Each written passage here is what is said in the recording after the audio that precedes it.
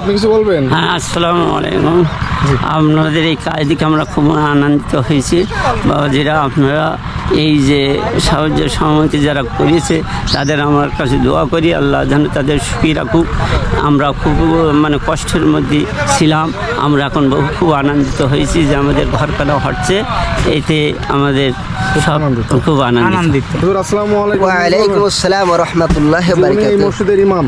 জি বলেন। জি, জি। জি আপনি কিছু বলবেন? আলহামদুলিল্লাহ, জি কিছু বলতে চাই। আমি প্রবাসী এবং দেশ ও দেশের বাইরে থেকে আমাদের যারা এই ভিডিওটা দেখতেছেন, আপনাদের সকলকে শুভেচ্ছা এবং আপনাদের উপর আল্লাহ তাআলা যেন সুখ ও শান্তি দ্বারা ভরপুর করে দেন।